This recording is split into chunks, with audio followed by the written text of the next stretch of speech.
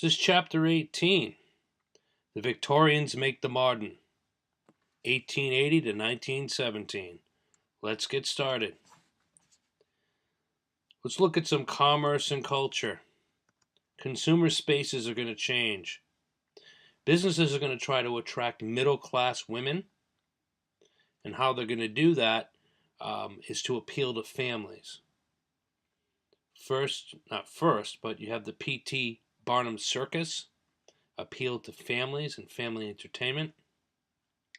Department stores and store credit were set up for all the needs for the middle-class family, and were set up because a lot of the shopping was in urban spaces done by women. Also, store credit to get people to purchase now and pay later.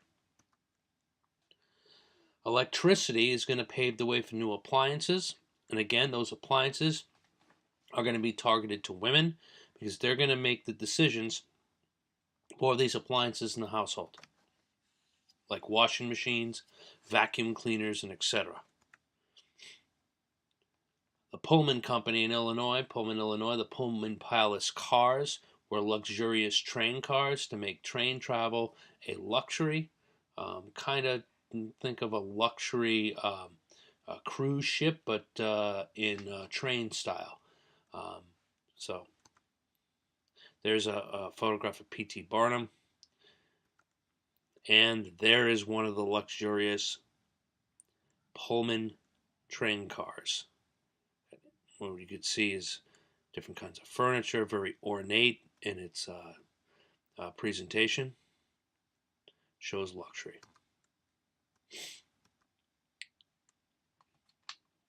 Also in 1896, we discussed this before, Plessy versus Ferguson was upheld, where segregation and accommodations, as long as they were, and in quotations, equal. Well, as you know, a train car is a train car. Is it really? Just think about that. What it basically did is upheld the constitutionality of Jim Crow laws. And separate but equal facilities appeared all over the South after that because the federal Supreme Court gave a stamp of approval of making Jim Crow and segregation and this separate but equal stuff constitutional. In 1854, that case was overturned by Brown versus Board of Education. And there's some pics showing the whole Jim Crow thing. And, this is in the chapter Victorians Make the Modern, because what's going to happen is that segregation is going to be institutionalized, and a lot of folks in the North that used to be your abolitionists and for equal rights and equal justice and under the law will look the other way. Also during this time period, the late 19th century into the 20th century, masculinity and the rise of sports. Spectator sports were not always here, guys. I know it's a very big part of our culture.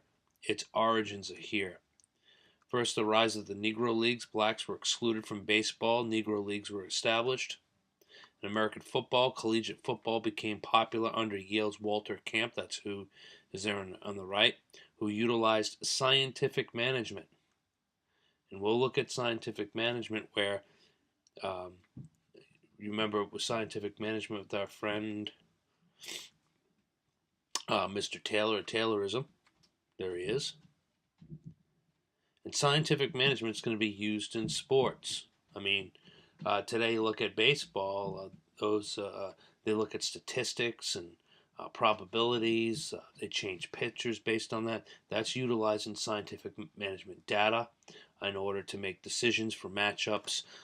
You could say Bill Belichick does that in football too. He'll have the type of defense that would have the best situation, the best chance to be successful on, say, third down. The great outdoors. Also at this time, the Sierra Club sought to preserve America's mountains. And today the Sierra Club goes way, way beyond that of the overall environment. In 1872, you had the creation of Yellowstone National Park in Wyoming, the first national park, in order to preserve and protect some lands A little bit different than a national monument. A national park, you can't go in and mine or log and that kind of stuff. There's much more protections. We'll see a little bit later national monuments. Well, national monuments are somewhat protected, but the resources can be utilized. So, the National Park Service will be put forward in 1916. You have the Antiquities Act in 1906, where the president could set aside objects as national monuments. I was getting ahead of myself there. And business interests hoped the lands would be declared monuments as opposed to parks because there was weaker protections, as I just said. Getting ahead of myself, but that's okay. And many states passed laws regulating hunting and fishing to help preserve wildlife. And there is Theodore Roosevelt standing out there. I guess it's the Grand Canyon or something of that sort. Women, men, and the solitude self. Changes in family life. Childbearing decreased drastically. People married later in life. Contraceptives became more widespread. The Comstock Act of 1873, it prohibited the distribution of information about sex and birth control. So there's going to be a culture clashing when it comes to contraceptives. In education, by 1900, over 70% of Americans ages 5 to 18 attended school. A different kind of school would be the Tuskegee Institute, founded by our friend Booker T. Washington, a former slave who advocated blacks learn vocational training, that would give them the best value to society. That's what he believed. The Atlantic Compromise, which we already saw a reference to, where Washington argued for equal economic opportunities for blacks. And there's a nice quote there: in all things that are purely social, we can be as separate as the fingers, yet one as the hand, in all things essential to mutual progress. And there is a photograph of Booker T. Washington. Women's education opportunities increased during Reconstruction. Many women attended black colleges. There he is, another photograph of Booker T. Washington. It's a good photo for its time.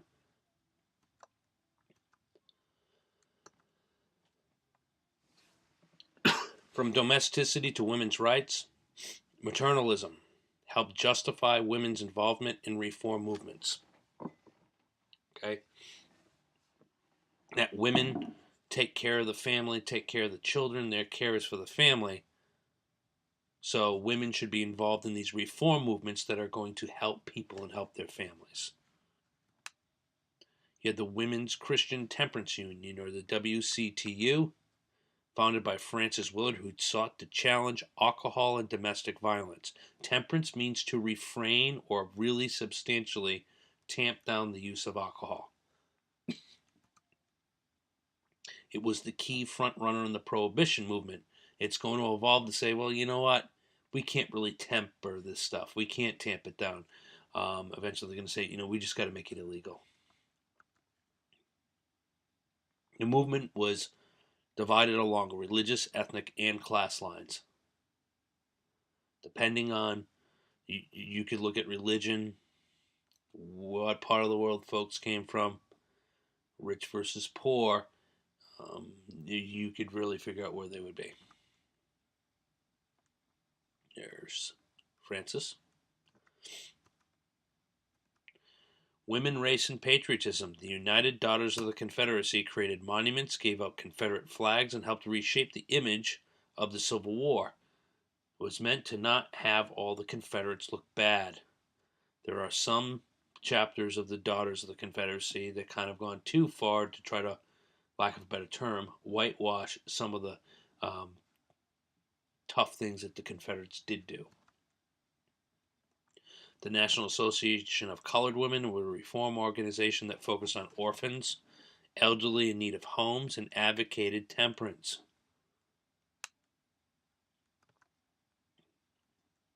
Ida B. Wells was a journalist who wrote about the horrors of lynching. To go back to the National Association of Colored Women, a lot of African Americans or former slaves or blacks were not offered a lot of these things. Orphanages to take care of orphan children, elderly care. Um, so these organizations like the NACW would come together to be able to help folks with those things in need. Remember, back then, guys, there wasn't a welfare system. There weren't federal assistance programs. There weren't even state assistance programs. These different associations and groups would come together and raise money and volunteer to help those in need. It's a little bit of a different mentality. There's some people out there saying we got to go back to some of this, that it's more effective. I don't want to get into that, but just something to think about. Going back to Ida Wells, I know I bounce around, but it makes it more fun, right? Because you can always pause, right? Ida Wells was, again, was a journalist that wrote about the horrors of lynching and demonstrated lynchings were often the result of labor and economic disputes and relationships between men and white women. So if white folks thought their jobs were threatened, lynching could, didn't always, but the extreme of lynching could be involved, and white men, white people in particular, were afraid of losing their livelihood. It's very easy when the economy gets tough to blame minorities or those around and point the finger at others for your troubles. Secondly, and this was used quite a bit to stir up opposition to rights for African Americans, would be relationships between black men and white women were used quite a bit. And if you look at some of the Jim Crow era propaganda, it was used quite a bit. And a lot of times that would lead to lynching. And there's Ida Wells. Sorry I didn't have the pictures come out in the right order here. It's my fault, but we'll just go through it here. So continuing with women, men, and the Solitude South, from domesticity to women's rights, the National American Women's Suffrage Association of 1890. Many western states provided suffrage for women in Wyoming, Colorado, Idaho, and Utah. And if you really think about it, women were, it's not that they weren't essential anywhere else, but out in the prairies and in the frontier, women were relied upon so much more. So there was never a question that women should be able to vote along with men. Men could be ranchers; they could be off for a long period of time, not home. In that environment, if you really think about it, you can see why those states would secure the franchise of the right to vote to women. I don't like saying give women the right. I know I always pause with that because we don't give rights, we protect rights, I would think. So, suffrage for women started in the States.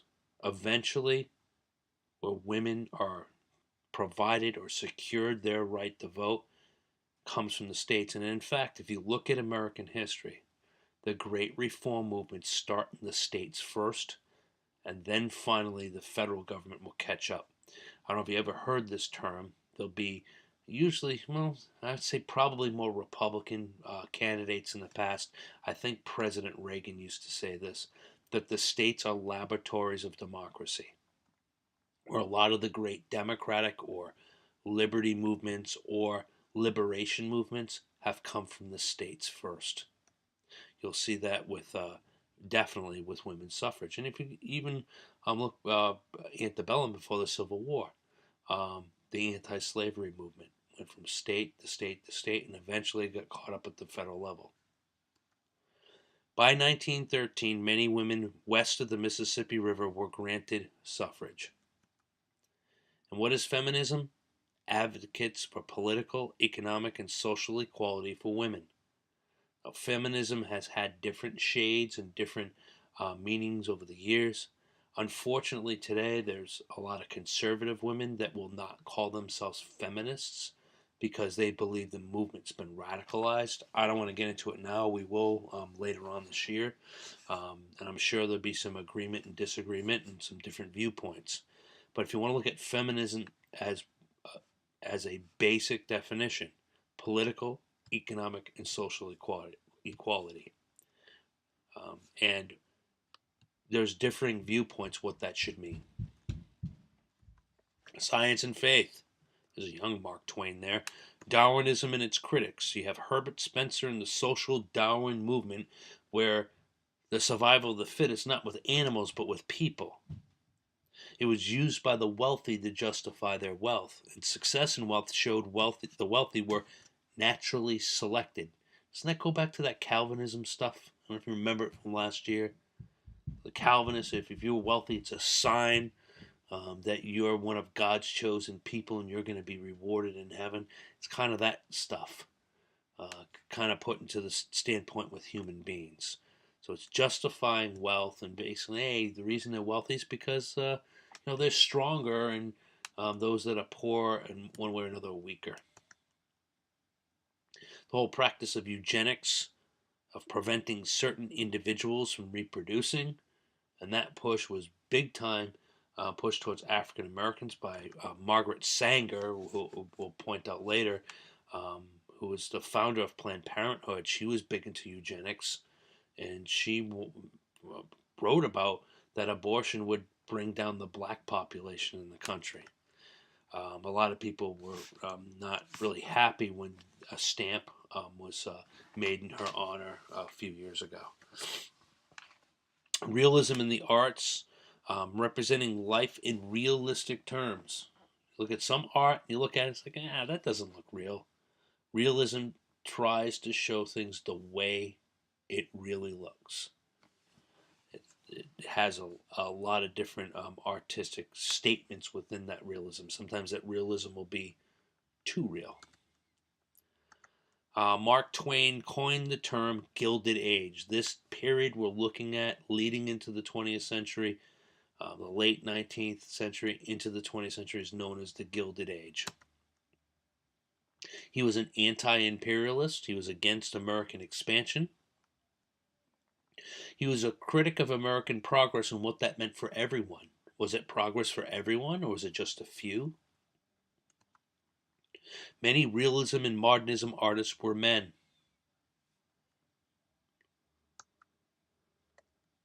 There's Herbert Spencer. Sorry again about the order here. Diversity and innovation. Immigrant faiths. Catholic and Jewish immigrants struggled to keep their traditions versus becoming American. Catholics from Italy, not necessarily Ireland at this time, it's a little late for that, but from the Iberian Peninsula, Eastern, Southern Europe, but more so Southern Europe, then Jewish immigrants, particularly from Eastern Europe, keeping those traditions. Italians and Poles often established their own parishes and schools. Even in Rhode Island, St. Rocco's school is Italian. Polish, I'm not too sure about. I know in Fall River you have St. Stanislaus, which is a Polish Catholic school and church. So if you really think about it, and you might be a member of a particular Catholic church or a particular type of ethnic church, they still exist and they are different. How they choose to do their services and other things are different. The traditions are different. The Protestant innovations, you have the American Protective Association, similar to the Know Nothing Party of the 1840s and 1850s. What are they protecting? This, quote, American way of life, unquote. What is the threat? Catholics, Italians, Poles, Jews, that kind of stuff. They sought to ban Catholics from holding office. So these parochial schools that came around at the turn of the 20th century, a lot of it had to do with the Catholics were concerned that the school system was not teaching their values. So they established their own schools and parishes based on those values that they wanted their children and folks to learn. Well, they didn't do quite a good job, the American Protective Association, because eventually in about 60 years or 50 years, whatever it is, John F. Kennedy will be elected president. He'll be the second Catholic nominee for president. The first one would be Al Smith in 1928. He'll get pretty trounced by Herbert Hoover, but eventually we'll have a Roman Catholic president. We haven't had one since.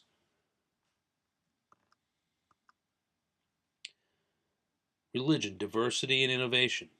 Protestant innovations known as the social gospel, the Protestant church movement that sought to improve society by helping to end injustice and promote social welfare. Reading rooms, nurseries, and other services were provided to the needy. You want the needy to become literate. That could make their lot in life better economically. Nurseries to care for their children while they worked. So, again, improving social welfare. Again, going back to the social gospel, these different movements were volunteer organizations. There was not government workers. So it's a different mentality. Picture, if you're part of a group that helps raise money for folks, picture that money is used for every facet of it. It's not through a government organization. The Salvation Army helped establish soup kitchens and shelters. Today you might know the Salvation Army for their thrift stores. Well, they make a lot of money from those thrift stores in order to still feed the hungry and shelter those in the winter in particular. That's why they have the thrift stores. That's their way to make money, because it's a lot tougher to get money from the people ringing the bells because people don't hold cash in their pockets anymore. So the Salvation Army has changed its tack to raise money. Fundamentalism. It focused on strict, literal interpretation of the Bible. Some would argue today some different groups of evangelical Christians tend to have a fundamentalist view or a literal interpretation of the Bible. This is just a different different viewpoint on how to interpret Scripture. Fundamentalists, by some, and definitely in our modern news media, will criticize fundamentalists for being too literal about everything. It's going to play an important role in the 1920s.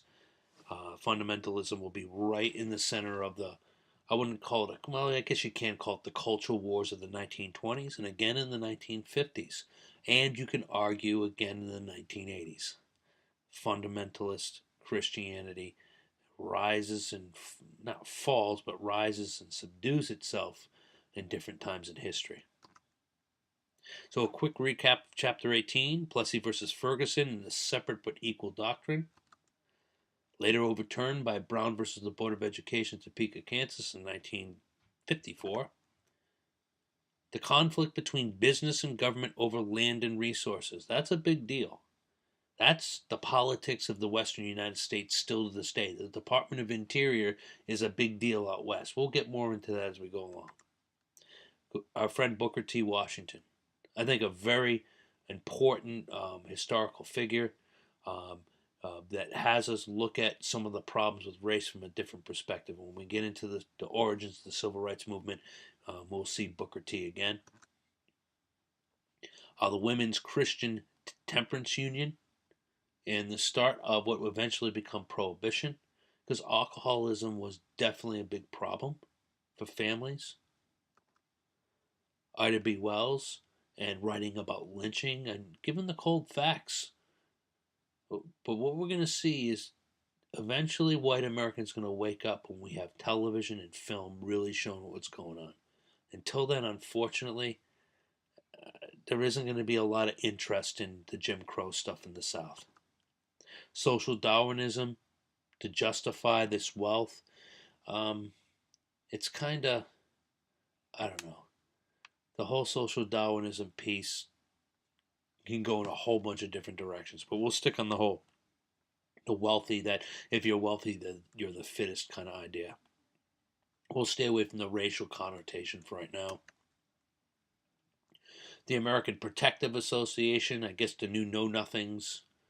They want this whole Protestant kind of viewpoint and anti-Catholic, anti-Jew. And I'm not saying the APA, they're not like a bunch of bigots and racists. It's just we're going to see Protestants and Catholics with a different viewpoint, and lack of a better term, both sides are going to be pushing their narrative. We'll talk more about that in class. Then the social gospel movement to really help these folks in need. And thanks for watching. And of course, I had to give a this pitcher was in this, so I had to put in Go Red Sox. Absolutely. I don't think that's a Red Sox, but it's a cool picture. Until next time, thank you.